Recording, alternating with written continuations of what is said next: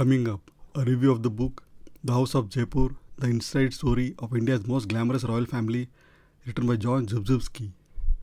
Namaste friends, my name is Shil Subramanian Payamal and you are listening to Astrology Podcast. Before I proceed, a full disclosure. This book was bought with my own money and not been provided to me by the author or publisher. Little bit about the author. John Zubrzycki is an Australian award-winning journalist and acclaimed author specializing in South Asia, in particular India.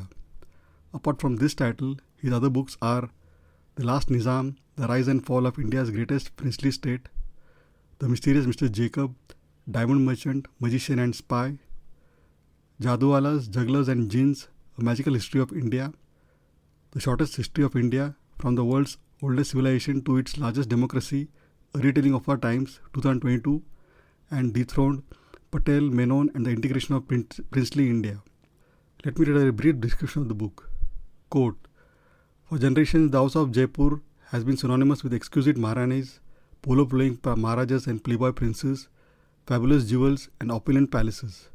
But behind the glittering facades lie stories of forbidden love, forged wills and missing treasures, of lives cut short by alcoholism and of bitter family feuds over assets worth thousands of crores.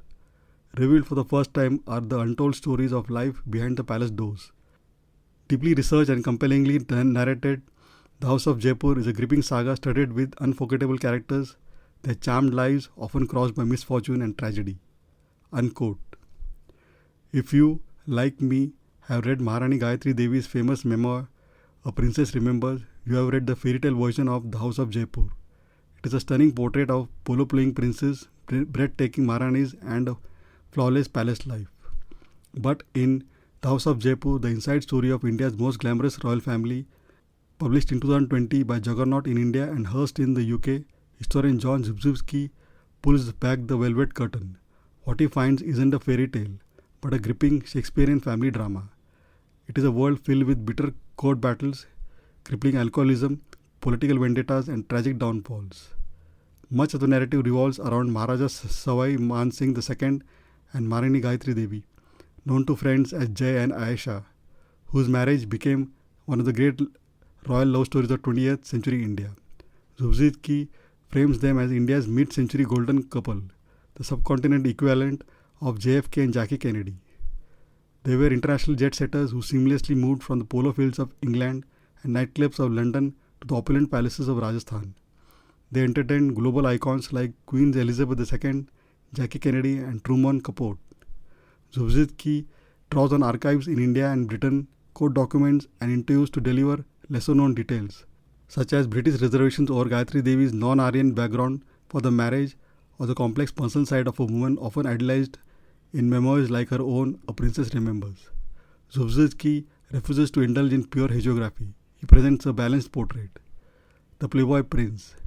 Jay is depicted as a charismatic but frequently absent ruler who spent 5 to 6 months of the year partying and playing polo in Europe, often leaving the administration of his state to British officers.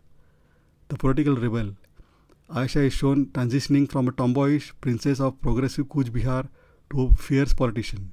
She won a landslide parliamentary seat under the Swatantra Party banner, actively challenging the Congress-led establishment. The book shines brightest when it moves away from the glitter and addresses the structural shifts of 20th century India. The author masterfully uses the Jaipur family as a prism to view the death of the princely states. The author captures the sheer panic, negotiation and ultimate resentment as centuries-old royal privileges were systematically dismantled by democratic India. The climax of this political tension manifests in the bitter rivalry between Gayatri Devi and Prime Minister Indira Gandhi. The rivalry, rooted all the way back to the school days at Shantiniketan, culminated during the 1975 emergency. Gayatri Devi and her stepson Bhavani Singh were thrown into the notorious Tihar jail on spurious tax violation charges, a humbling and bruising experience that permanently altered the family's trajectory. While previous accounts of the family gloss over internal conflicts, Zubrzycki dives headfirst into the family's darker chapter, the scourge of addiction. The book handles the reality of rampant alcoholism that plagued multiple generations of the family, leading to cut-short lives and public embarrassments. The war over wealth. The second half of the book morphs into a tense legal thriller. Following Jay's sudden death on a polo field in 1970, the family dissolved into decades of litigation over multi-billion-dollar fortune.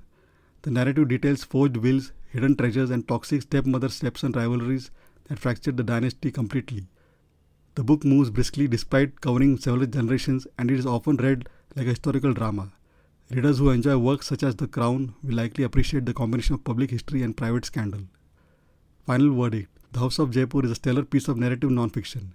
Zubrzycki combines historical scholarship with engrossing storytelling to produce a book that is informative, entertaining, and surprisingly nuanced. If you are a reader interested in Indian history, royal families, political transition, or simply a well-told family saga, The House of Jaipur is an absorbing and rewarding read. I give this book 4.25 out of 5. A special mention to the beautiful 8-color plates featuring all the primary characters mentioned in the book, showing us a glimpse of a world gone by. The book is currently available in hardcover, paperback, and Kindle formats on Amazon and is yet to be made available in audible format. I have given the respective links in the show notes. Please check them out for the latest prices.